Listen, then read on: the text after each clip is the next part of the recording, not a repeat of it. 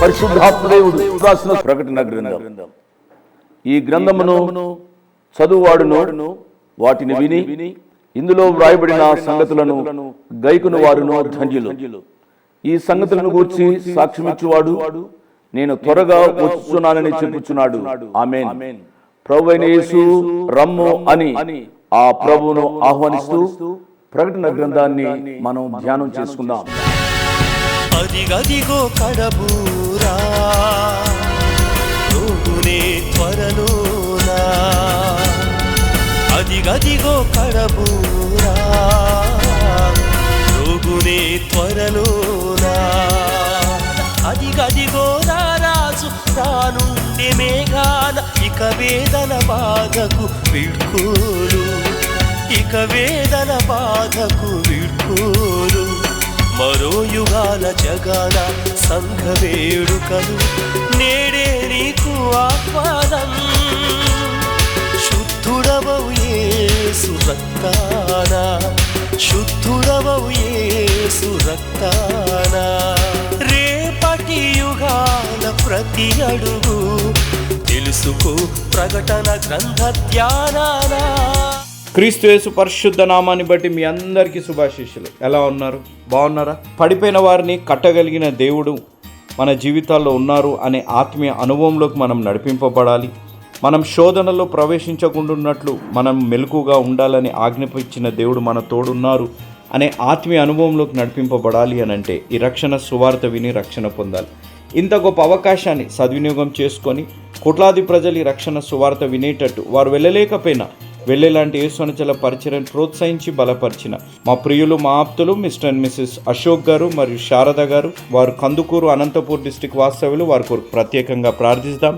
కృపా సత్య సంపూర్ణుడైన దేవా, జీవం కలిగిన మా దేవా, మీ పరిశుద్ధ పాదాల దగ్గరికి అశోక్ గారిని, శారద గారిని తీసుకొని వస్తున్నాం. వారికి ఇచ్చిన సంతానం అభిషేక్ కుమార్ గారు, మహిత నేత్ర గారు మరియు అహరోన్ గారి కొరకే, అభిషేక్ కుమార్, అహరోన్ గారి ఆ కుటుంబం అంతటి ఆరోగ్యం కొరకే మేము ప్రార్థిస్తున్నాం. ప్రభా, వారి పొలంలో బోరు వేయాలని ఉంది, వారి బోరు పడులాగున ప్రార్థిస్తున్నాం. కావాల్సిన ఆర్థిక సహాయం కొరకు ప్రార్థిస్తున్నాం. తండ్రి, కుటుంబం మీ ద్వారా ప్రేరేపింపబడి చేసిన సహాయాన్ని బట్టి ఈరోజు ప్రభా, ఎవరైతే కుటుంబాలు కూలిపోయే వారి కట్టబడే అవకాశం ఉంది కాబట్టి ఎవరైతే శోధనలో ఉన్నారో ప్రభా, మెలకుగా జీవించే అవకాశాన్ని ఈ కుటుంబాన్ని మీరు ప్రేరేపించి కలిగించినందుకు మీకు స్తుతులు, స్తోత్రాలు. ఈ కుటుంబానికి ఈరోజు వాక్యం వింటున్న బిడ్డలకి, వాక్యం విని రక్షణ తీర్మానం తీసుకోబోతున్న బిడ్డలకి మీ ద్వారా ప్రేరేపింపబడిస్తున్న వాగ్దానం, ఆజ్ఞ, సూక్తి తండ్రి, వారికి మేలు కలుగునట్లు నేను వారి మీద దృష్టి ఉంచుచు పడగొట్టక వారిని కట్టెదెను, పెళ్లగింపక వారిని నాటెదెను. ఇర్మియా గ్రంథం 24వ అధ్యాయం 6వ వచనం. ఆజ్ఞ, మీరు శోధనలో ప్రవేశించకుండానట్లు మెలకుగా ఉండి ప్రార్థన చేయుడి. మత్తయి సువార్త 26వ అధ్యాయం 41వ వచనం. సూక్తి, మానవ చరిత్రలో అతి ముఖ్యమైన సంఘటనలు యేసుక్రీస్తు మరణం మరియు పునరుద్ధానం. తండ్రి, ఈ సూక్తి మా జీవితాల్లో ఆత్మీయ మేల్కొల్పు తెచ్చి ఈ ఆజ్ఞానుసారంగా జీవించి ఈ వాగ్దానం మా జీవితాల్లో స్వతంత్రించుకునే ఆత్మీయ అనుభవంలోకి నన్ను మమ్మల్ని మీరు నడిపించి బలపరిచి దీవించుమని, అశోక్ గారిని, శారద గారిని, వారి కుటుంబాన్ని మీరు దీవించి ఆశీర్వదించుమని యేసు నామం అడిగి వేడుకుంటున్నాము తండ్రి. ఆమేన్. Hello, how are you? ఎలా ఉన్నారమ్మా? ఎలా ఉన్నారు బాబు?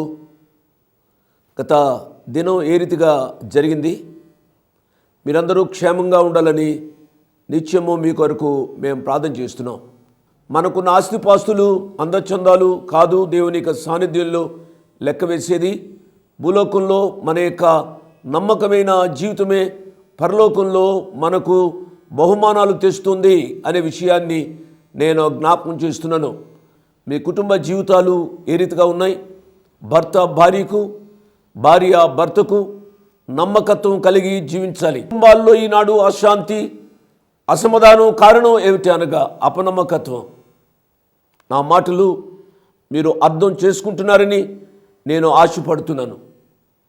ప్రియ బిడ్డలారా, మిమ్మలను ప్రేమించి మీ తల్లిదండ్రులు ఎంతో కష్టపడుతూ మిమ్మల్ని చదివిస్తున్నారు. మీ కొరకు కష్టపడుతున్నారు అనే సత్యాన్ని మీరు మర్చిపోవద్దు.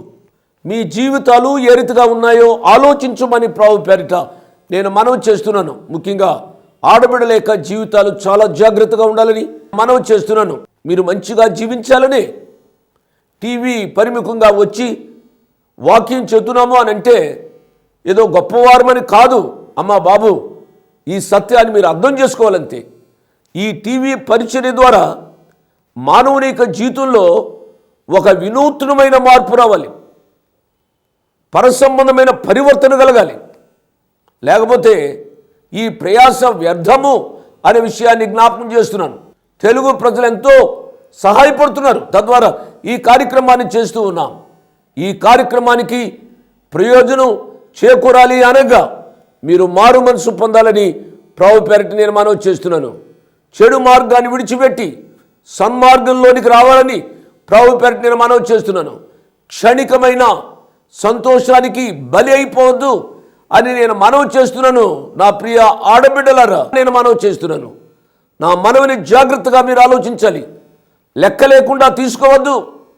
మీ జీవితాలు మీ చేతుల్లో ఉన్నాయి కాబట్టి మీ జీవితాలను మీరు సన్మార్గంలో నడిపించుకుంటారో, క్షణికమైన సుఖానికి లోబడి దుర్మార్గంలోనికి తెచ్చుకుంటారో ఆలోచించమని మనవి చేస్తున్నాను. మంచిది, ఈరోజు ధ్యానంలోనికి వెళదాం. ఇక ప్రార్థన చేసుకుని దేవుని యొక్క వాక్య ధ్యానంలోనికి వెళదాం. వీళ్ళను వారందరూ మోకరించండి, ప్రార్థన చేసుకుందాం. తలలు వంచండి, కళ్ళు మూసుకునండి. ప్రార్థిస్తున్నాను. మమ్మల్ని మికిలిగా ప్రేమించిన మా ప్రియ పరలోకపు తండ్రి, వందనాలు, స్తోత్రాలు. ఈ సమయంలో మీ కృపాసనాన్ని సమీపించడానికి మీరు మాకిచ్చిన అవకాశం కొరకై వందనాలు, స్తోత్రాలు చెల్లిస్తూ ఉన్నాం. పదే పదే మీ వాక్యాన్ని టీవీ ద్వారా ఆయా రీతులుగా వినిపిస్తున్న విధానం కొరకై స్తోత్రాలు. ఈ వాక్య పరిచర్య ద్వారా ఎంతమంది రక్షింపబడి పరిశుద్ధమైన జీవితాన్ని జీవిస్తున్నారో, తద్వారా వారి కుటుంబాలలో శాంతి, సమాధానము, సంతోషము, సంతృప్తిని పొందుతున్నారో వారందరిని బట్టి మిమ్మల్ని స్తుతిస్తున్నాం. ఎన్ని సంఘాలలో సమాధానం ఏలుబడి చేస్తుందో వారందరిని బట్టి మిమ్మల్ని స్తుతిస్తున్నాం. ఇన్ని రోజులుగా, ఇన్ని నెలలుగా, ఇన్ని సంవత్సరాలుగా దేవుని వాక్యాన్ని వింటున్నప్పుడు కూడా కాఠిన్యం చేసుకుంటున్న వారిని ప్రత్యేకముగా ఈ సమయంలో మీ పాద సన్నిధిలో జ్ఞాపకం చేసుకుంటున్నాం. ప్రభువా నాయన, ఈ పరిచర్య అంతా ఇంకా రక్షింపబడని ప్రజల కొరకైన సత్యాన్ని వారు అర్థం చేసుకుని, వారు రక్షింపబడకపోతే అగ్ని గంధకులతో మండు గుండంలోనికి వెళ్తారు అనే సత్యాన్ని వారు అర్థం చేసుకుని మిమ్మలను తమ సొంత రక్షకునిగా అంగీకరించే కృప దయచేయమని అడుగుతున్నాం ప్రభువా. తద్వారా మంచి మనస్సు కలిగి లోకంలో మీ కొరకు జీవించడానికి సహాయపడమని అడుగుతున్నాం ప్రభు. ముఖ్యంగా యవ్వన బిడ్డలను జ్ఞాపకం చేసుకుంటున్నాం. వారు తమ యవ్వన ప్రాయంలో వారి జీవితాలు పాడు చేసుకోకున్నట్లు, వారి ఉజ్వల భవిష్యత్తు ఈ వయసులోనే వారు మంచి పునాది మీద వేయబడడం ద్వారా ఉందనే సత్యాన్ని మా యవ్వన బిడ్డలు గ్రహించడానికి సహాయం చేయమని అడుగుతున్నానైనా. ముఖ్యంగా ఆడబిడ్డల కొరకై ప్రార్థన చేస్తున్నానైనా. వారి శీలము చెడిపోతే వారి జీవితమే చెడిపోయినట్లుగా వారు గ్రహించే కృప అనుగ్రహించమని అడుగుతున్నాం. మా ఆడబిడ్డలేక వివాహాల కొరకు ప్రార్థన చేస్తున్నాం నాయన. మా బిడ్డలను కనికరించండి, సరైన భాగస్వాములను అనుగ్రహించమని అడుగుతున్నానైనా. ఎంతమంది విద్యలు ముగించి ఉద్యోగాల కొరకు ఎదురు చూస్తున్నారో వారికి ఉదర పోషణార్థం నిమిత్తం వారికి ఉద్యోగాలు దయచేయమని అడుగుతున్నానైనా. అనారోగ్యంగా ఉన్న వారిని ముట్టి మీ చిత్తానుసారంగా స్వస్థపరచండి నాయన. ఈ దినపు వాక్యం ద్వారా మీరే మహిమ పొందమని యేసు ప్రభు వారి పుణ్యనామమున స్తుతించి ఘనపరిచి వేడుకుంటున్నాము తండ్రి, ఆమేన్. ప్రార్థనలో పాల్గొన్న మీ అందరికీ నా ప్రత్యేక వందనాలు. దేవుడు ఈరోజు తన కృపా వాక్యం చేత మనందరినీ దీవించునుగాక. బైబిల్ తెరవండి. ప్రకటన గ్రంథం 21వ అధ్యాయము మీ ముందు ఉంచుకోవాలి. ప్రకటన గ్రంథం 21వ అధ్యాయము 15వ వచనాన్ని గత పాఠంలో మనం ధ్యానం చేశాం. ఆ పట్టణమును దాని గుమ్మములను ప్రాకారమును కొలుచుటకై నాతో మాట్లాడు అని యొద్ద బంగారు కొలకర్ర ఉండెను. కొలకర్రను గురించి నేను చెప్తూ వచ్చాను. మానవుని యొక్క జీవితము కలవబడుతుంది, మానవుని యొక్క జీవితము తూయబడుతుంది. ఆయన కొలిచినప్పుడు, ఆయన తూచినప్పుడు నువ్వు యథార్థంగా ఉండాలి అని నేను మనవి చేస్తున్నాను. నీ జీవితాన్ని ఆయన కొలుస్తాడు. ఆయన త్రాసులో నీవు యథార్థంగా ఉండాలి అని ప్రభు పేరు నేను మనవి చేస్తున్నాను. వాక్యం చెబుతుంది, దొంగ త్రాసు యెహోవాకు హేయం. నా ప్రియులారా, దేవుని యొక్క సన్నిధానంలో నమ్మకంగా జీవించడానికి మనం ప్రయత్నం చేద్దాం. 16వ వచనం, ఆ పట్టణము చచ్చౌకమైనది, దాని పొడుగు దాని వెడల్పుతో సమానం. అతడు ఆ కొలకర్రతో పట్టణమును కొలువగా దాని కొలత 750 కోసులైనది. 750 కోసులు అనే మాట మనం ఆలోచించినట్లయితే దరిదాపు 1500 మైళ్ళు అవుతుంది. నేను చెప్తున్న విషయాలు ఇప్పుడు మనం ధ్యానించవలసింది ఏమిటి అనగా, దేవుడు ఈ పట్టణాన్ని ఏ రీతిగా నిర్మించాడు, ఈ పట్టణము దాని యొక్క నిర్మాణము, పట్టణ ప్రాకారము దాని యొక్క నిర్మాణము, పట్టణ గుమ్మములు వాటి యొక్క పొందిక, ప్రాకారపు పునాదులు వాటి యొక్క పొందికను గూర్చి మనము ఆలోచించాలి. ఈ యొక్క సత్యాలు మీరు మీ మనసుల్లో ఉంచుకునే వాళ్ళని ప్రభు పేరిట నేను మనవి చేస్తున్నాను. ఇదంతా ఎందుకబ్బా అని అనుకోవద్దు. కాబట్టి ఈ యొక్క కొలతల్లోంచి కొన్ని పాఠాలు మనం నేర్చుకోవాలి, జాగ్రత్తగా ఉండాలని నేను మనవి చేస్తున్నాను. ఏదో ఒక చిన్న కథ చెప్పి కార్యక్రమాన్ని ముగించడం కాదు పిల్లరా. పరిశుద్ధాత్మ దేవుడు మనకు అవసరమైన ప్రతి సత్యాన్ని ఆయన వాక్యంలో మనకు రాసి పెట్టారు. ఈ వాక్యాన్ని శారీరక నేత్రంతో కాకుండా ఆధ్యాత్మిక నేత్రంతో చూడాలి అని నేను మనవి చేస్తున్నాను. అప్పుడే దేవుని యొక్క వాక్యం మనకు అర్థమవుతుంది. ఈ పట్టణం యొక్క పొడవు 750 కోసులు అని నేను చెప్పాను కదా. ఈ 750 కోసులను మనం మైళ్ళలోనికి కన్వర్ట్ చేసినట్లయితే 22,50,000 స్క్వేర్ మైల్స్, చదరపు మైళ్ళు ఉంటాయి అనే సత్యాన్ని మనం అర్థం చేసుకుందాం, అనే సత్యాన్ని మనం నేర్చుకుందాం. కాబట్టి ఇది మనకెందుకు అబ్బా అనుకోవద్దు. ఎంతటి చక్కటి పట్టణాన్ని దేవుడు నీ కొరకు నా కొరకు నిర్మిస్తున్నాడో అనే సత్యాన్ని మనం అర్థం చేసుకోవాలి. తదుపరి దీని యొక్క ప్రాకారమును గుర్చి రాస్తున్నాడు 17వ వచనం, మరియు అతడు ప్రాకారమును కొలువగా అది మనుష్యుని కొలత చొప్పున 144 మూరలైనది. మీరు గమనించాలి, ఇవి మూరలు, అవి కోసులు. ఇవి 144 మూరలు అనగా 12 × 12 ఈజ్ ఈక్వల్ టు 144. 12 × 12 అనడంలో నా యొక్క ఉద్దేశం ఏమిటి అనగా 12 అనే సంఖ్య పరిపాలనకు సూచన అనే విషయాన్ని నేను జ్ఞాపకం చేస్తున్నాను. ఇటువంటి కొలతలను మనం ఆధారం చేసుకుని ఒక డ్రాయింగ్ గీసినట్లయితే ఆ డ్రాయింగ్ ఒక క్యూబ్ ఆకారంలో ఉంటుంది అనే విషయాన్ని నేను జ్ఞాపకం చేస్తున్నాను. 18వ వచనాన్ని చదువుతున్నాను. ఆ పట్టణపు ప్రాకారము సూర్యకాంతములతో కట్టబడిను, పట్టణము స్వచ్ఛమగు స్ఫటికముతోనూ సమానమైన శుద్ధ సువర్ణముగా ఉన్నది. దేవుని నామానికి స్తోత్రం. ఆ పట్టణపు ప్రాకారము సూర్యకాంతములతో కట్టబడిను. సూర్యకాంతము అనే మాట మనము ఆలోచించినప్పుడు వెంటనే మన మనస్సులు ప్రకటన గ్రంథం 4వ అధ్యాయం మీదకి వెళ్ళాలి. ప్రకటన గ్రంథం 4వ అధ్యాయం 3వ వచనం చూడండి. ఆశీనుడైన వాడు దృష్టికి సూర్యకాంత పద్మరాగములను పోలినవాడు. ఆ ప్రియ తండ్రి యొక్క మహిమ, ఆ ప్రియ తండ్రి యొక్క తేజస్సు ఏ రీతిగా కనబడుతుందో మనకు అర్థమవుతుంది. ఆ తండ్రి నివసించే పట్టణం, ఆ పట్టణం ఏ రీతిగా ఉంది అనగా ఆ పట్టణము స్వచ్ఛమగు స్ఫటికముతో సమానమైన శుద్ధ సువర్ణముగా ఉన్నది. పిల్లరా, శుద్ధ సువర్ణము అనే మాట నేను చెబుతున్నప్పుడు మామూలు సరళ భాషలో చెప్పాలి అనగా కల్తీ లేని బంగారము అనే విషయాన్ని అర్థం చేసుకోవాలి. ఈనాడు బంగారంలో కూడా చాలా మోసము ఉంది అండి. అప్పుడప్పుడు కొంతమంది ప్రతి ఇల్లు తిరుగుతూ ఉంటారు, తిరిగి బంగారం చాలా తేలిగ్గా అని అమ్ముతూ ఉంటారు. కొంతమంది అమాయకపు చెల్లెండ్రు అక్కలు అటువంటి బంగారాన్ని కొనుక్కుంటారు. ఎంతో బంగారం చాలా చౌకగా కొనుక్కున్నాము అని వారు సంతోషించి కంసాలి దగ్గరికి తీసుకుని వెళ్తారు అండి.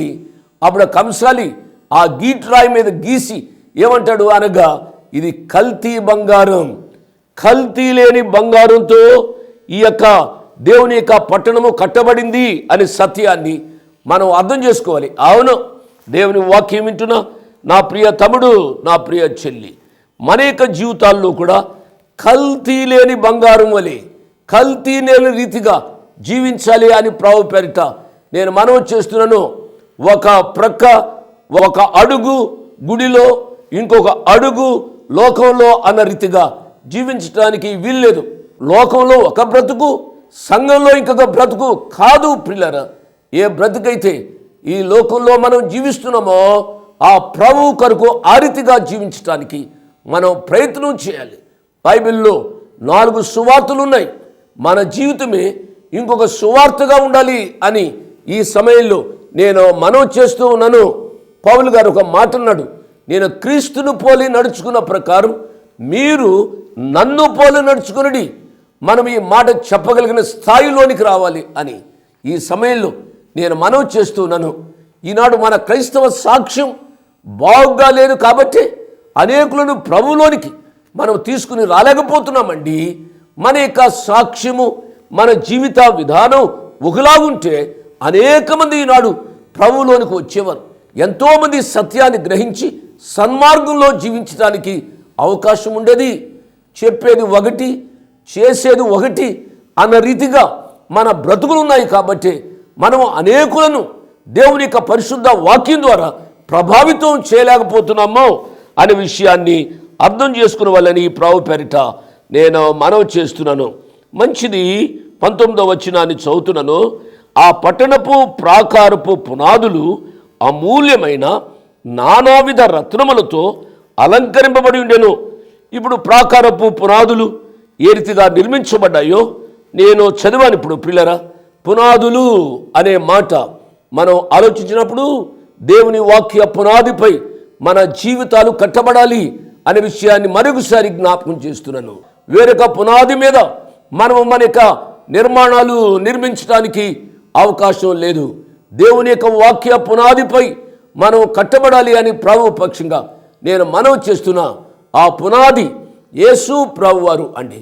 ఆ యేసు ప్రభువారు అనే పునాదిపై మన జీవితాలు కట్టబడినప్పుడు ప్రభు చెప్పిన మాట నేను ఒకసారి జ్ఞాపకం చేస్తాను అండి.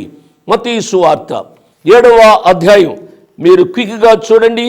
మత్తయి సువార్త 7వ అధ్యాయంలో నేను చదువుతున్నాను 24వ వచనం. కాబట్టి ఈ నా మాటలు విని వాటి చొప్పున చేయు ప్రతి వాడును బండ మీద తన ఇల్లు కట్టుకునిన బుద్ధిమంతుని పోలిండెను. వాన కురిసెను, వరదలు వచ్చెను, గాలి విసిరి ఆ ఇంటి మీద కొట్టెను, గాని దాని పునాది బండ మీద వేయబడెను. కొరింథీయులకు రాసిన మొదటి పత్రిక 10వ అధ్యాయంలో చూసినట్లయితే ఈ రీతిగా వ్రాయబడి ఉంది. క్విక్గా చూడండి. 4వ వచనం చివరి భాగాన్ని చదువుతున్నాను.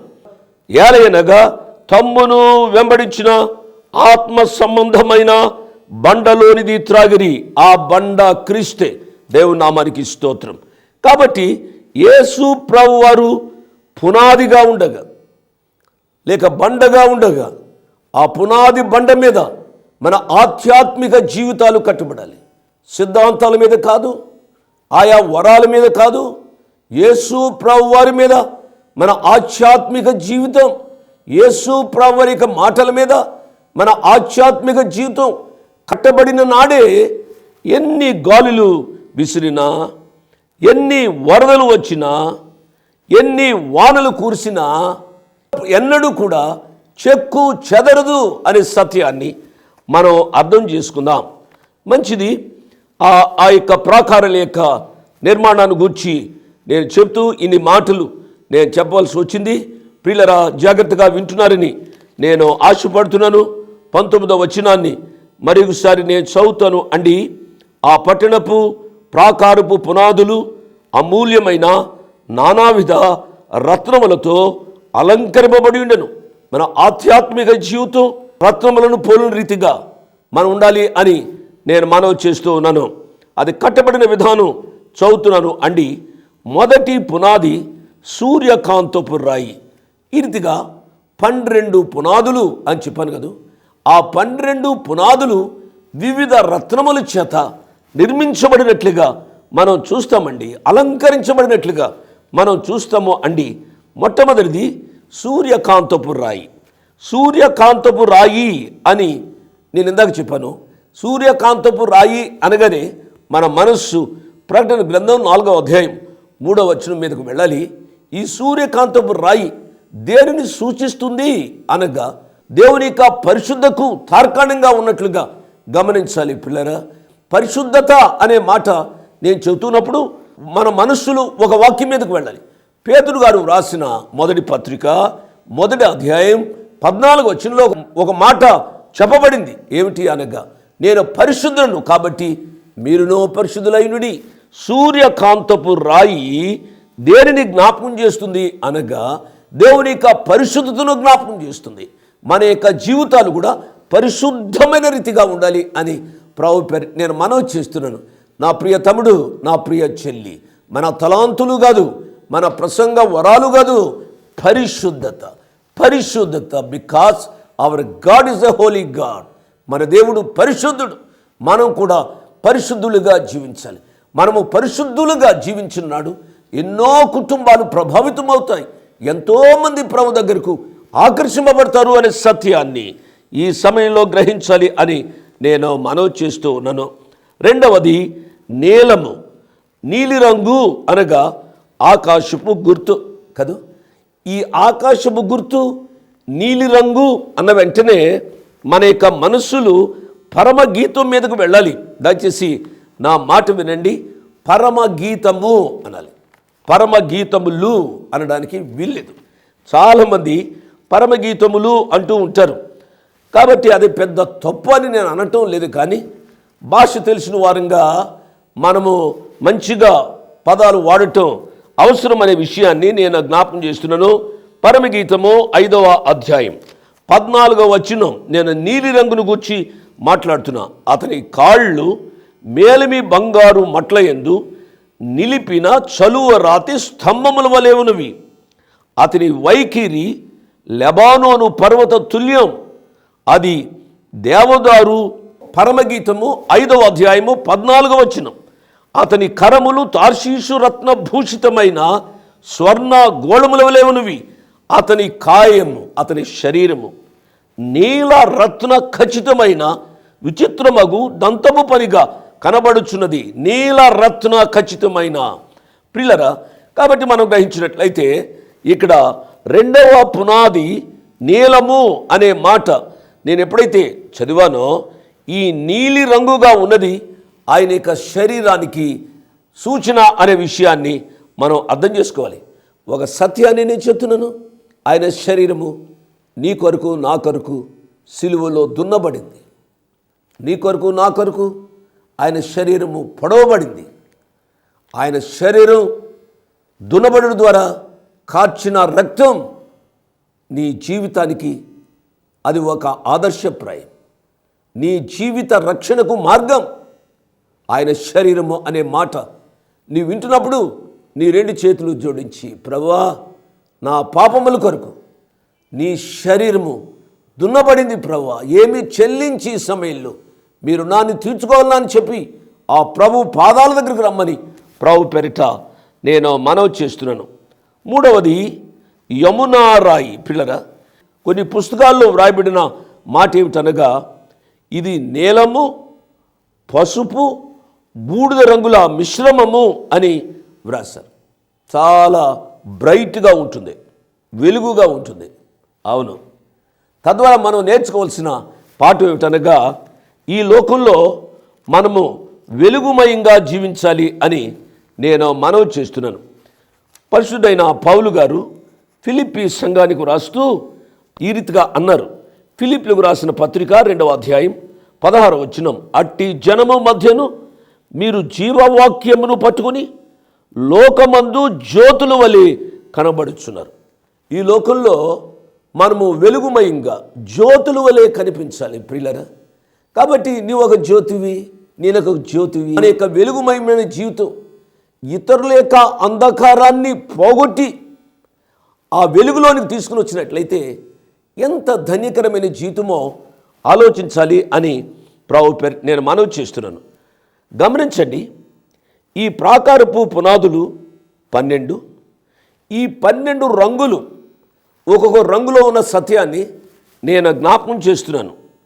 1 సూర్యకాంతపు రాయి, 2వది నీలం, 3వది యమునా రాయి, 4వది పచ్చ.